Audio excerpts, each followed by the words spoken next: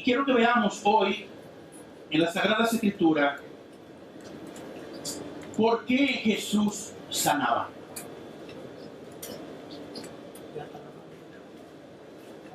Vemos que desde el Antiguo Testamento fue una promesa dada por Dios.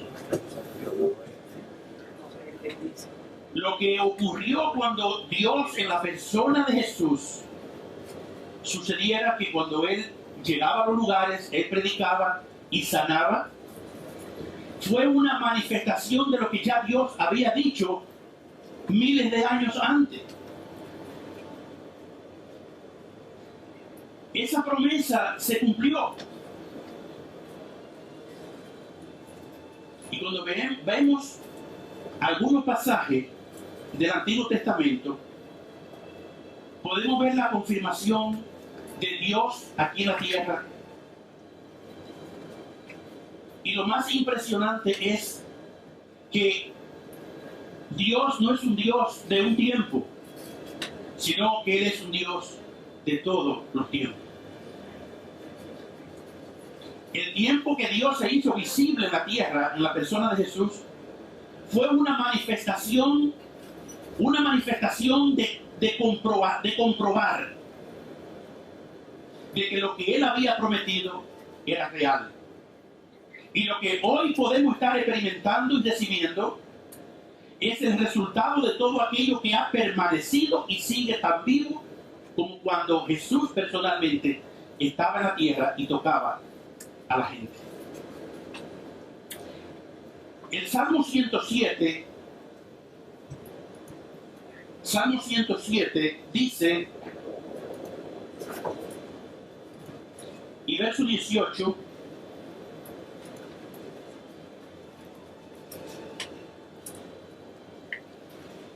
verso 17, le voy a leer esta porción en la versión Dios habla hoy. Pero vamos a continuar quizás, vamos a la Biblia, porque hay una riqueza cuando estudiamos la palabra del Señor en varias versiones. Dice la palabra de Dios: enfermos y afligidos por sus propias maldades y pecados, no soportaban ningún alimento, ya estaban a la puerta de la muerte, pero en su angustia clamaron al Señor y Él los salvó de la aflicción. Envió su palabra y los sanó y los libró del sepulcro. La otra versión dice: Dios envió su palabra y los sanó y lo libró de la ruina. El apóstol Juan en su evangelio dice: y el verbo, la palabra, era Dios. Y esa palabra, o sea que lo que fue enviado desde aquel tiempo fue la palabra que se llama Jesucristo. Entonces, podamos llamarle a este mensaje Cristo nuestro sanador, del pasado, del presente y del futuro. En el libro de Isaías, en el capítulo 53, podemos ver algo que muchos conocen.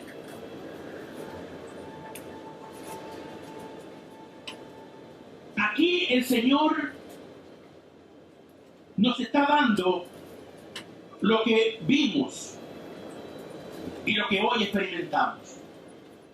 Cientos y cientos de años atrás, el Señor habló de esa palabra, porque esa palabra que Él había enviado se iba a hacer carne, se iba a hacer un ser humano. Y dice Isaías 53, versículo 4, que ciertamente llevó Él nuestras enfermedades y sufrió nuestros dolores. Nosotros le tuvimos por azotado, por herido de Dios y abatido. Mas Él herido fue por nuestras rebeliones, molido por nuestros pecados. el castigo de nuestra paz fue sobre él, y por su llaga fuimos nosotros curados. Esa palabra que fue enviada, que se hizo carne, se hizo un ser humano, vino a la tierra con un propósito muy específico. El propósito primordial fue de venir a salvar la humanidad que se perdió, porque yo vine a buscar y salvar lo que se había perdido, dijo el Señor. Cuando esa palabra vino, que se hizo carne, que se hizo un ser humano, un día fue a la cruz a pagar la rebelión, a pagar el pecado que la humanidad cometió por la desobediencia. Y en la cruz fueron clavados nuestras iniquidades, y por su llaga, lo que alguien leyó antes aquí, cada lastigazo que sufrió la espalda de Jesús, cada lastigazo iba siendo una sola llaga, y por esa llaga que él padeció, tú y yo tenemos la sanidad. En el libro de Jeremías, en el capítulo 33, Dios hizo una promesa.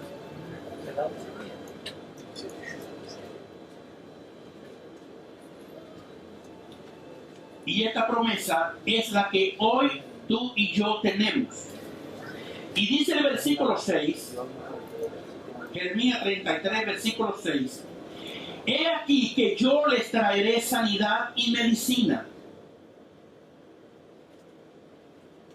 y los curaré, y les revelaré abundancia de paz y de verdad. Ya Dios había dado la promesa. Dios prometió, y un día esa promesa se hizo realidad, de que Dios mismo, en la persona de Jesús, viniera a la tierra a cumplir lo que ya estaba dicho. Es impresionante que Jesús, cuando comenzó su ministerio, lo primero que él comenzó a comunicar fue a declarar lo que ya se había declarado de él desde antes. En el libro de Lucas, en el capítulo 4 y verso 18,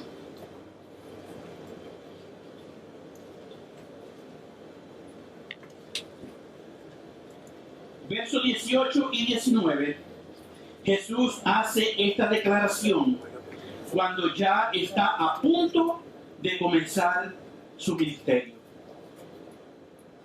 Y él declara esta palabra y dice: el Espíritu del Señor está sobre mí, por cuanto me ha ungido para dar buenas nuevas a los pobres.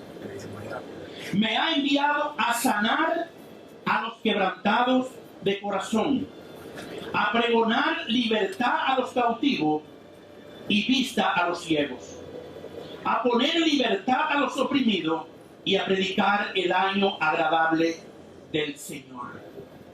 Estas fueron las primeras palabras oficialmente que salieron de la boca de Jesús antes de él comenzar a hacer lo que Dios le había encomendado el Padre que tenía que hacer. Es impresionante, hermano, de que ese mismo Dios que antes de manifestarse en la persona de Jesús estaba sanando. Y cuando Jesús viene, él comienza a cumplir. Pero qué bendición es la que ahora nosotros tenemos, de que ese ministerio no terminó. El ministerio de Jesús comenzó desde el principio de la fundación del mundo y no tiene fin, porque él no tiene principio ni tiene fin.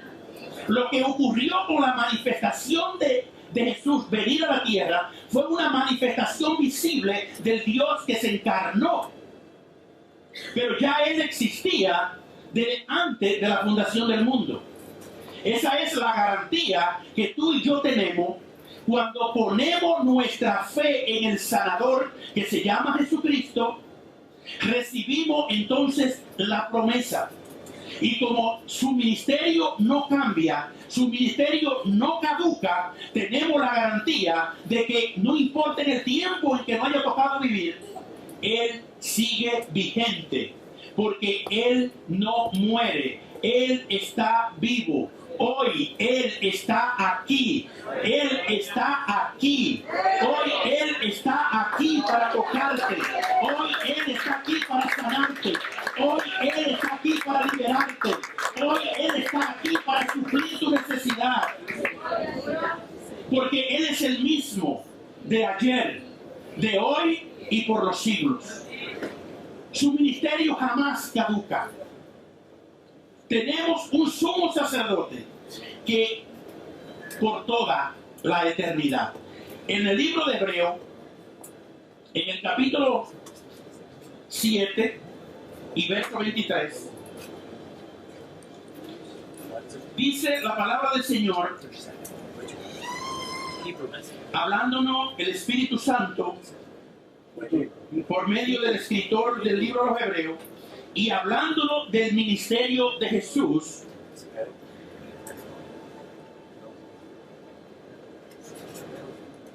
En el capítulo 7 y verso 22 en adelante, dice: por tanto Jesús es hecho fiador de un mejor pacto, porque el pacto que había hecho antes caducó con la presencia de Jesús.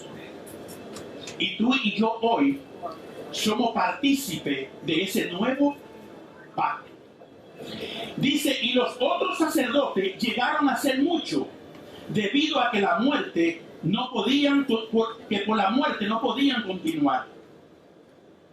Mas este, o sea Jesús, por cuanto permanece para siempre, tiene un sacerdocio inmutable, por lo cual puede también salvar perpetuamente a los que por él se acercan a Dios, viviendo siempre para interceder por ellos. Porque tal sumo sacerdote nos convenía, santo, inocente, sin mancha, apartado de los pecadores y hecho más sublime que los cielos, que no tiene necesidad cada día, como aquellos sumos sacerdotes, de ofrecer primero sacrificio por sus pecados y luego por lo del pueblo, porque esto lo hizo una vez para siempre, ofreciéndose a sí mismo. El sacrificio que Jesucristo hizo en la cruz del Calvario lo hizo una vez y para siempre. Por eso dice la palabra que nosotros, después de haber entendido esto, lo único que nos resta es acercarnos al trono de la gracia, del cual encontramos misericordia abundante cada día. Ahora que sabemos que la promesa fue hecha desde muy antes y que la promesa se cumplió, ahora el mismo Jesús, ¿qué es lo que nos exige a nosotros como sus seguidores? ¿Qué nos exige el Señor a nosotros como sus seguidores? Vamos al Evangelio de Mateo y veamos lo que el Señor anhela de cada uno de nosotros. Jesús, dice la palabra, que tuvo compasión y la sigue teniendo hoy. Porque Él, te repito, no cambia. En el Evangelio de Mateo, en el capítulo 7, capítulo 9 y verso 35, dice la palabra del Señor: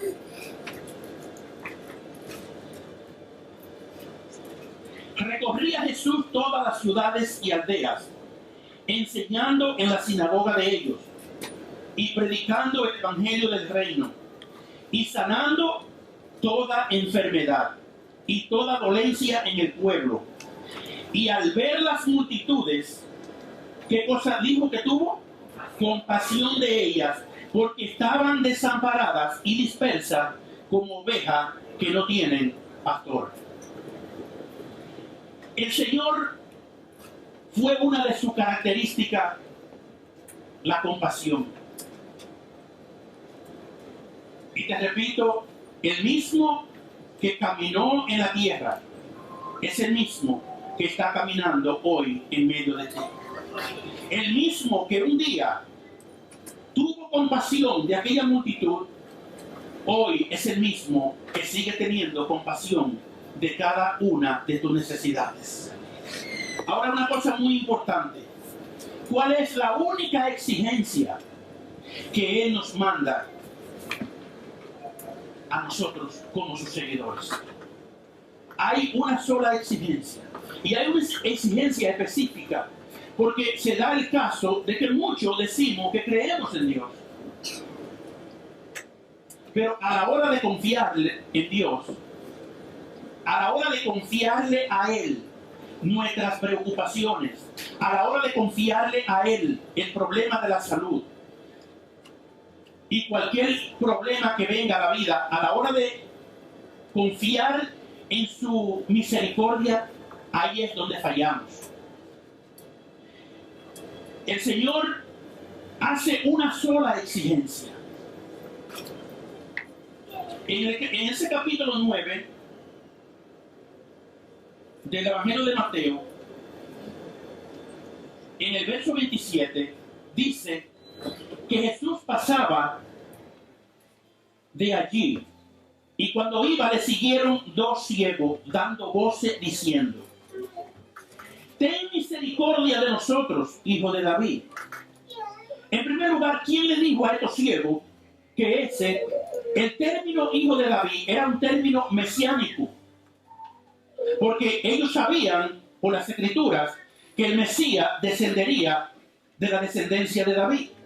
¿Quién le dijo a estos ciegos que ese hombre que pasaba por ahí era el Mesías? Ellos comenzaron a dar grito y a decirle: hijo de David, ten misericordia de nosotros.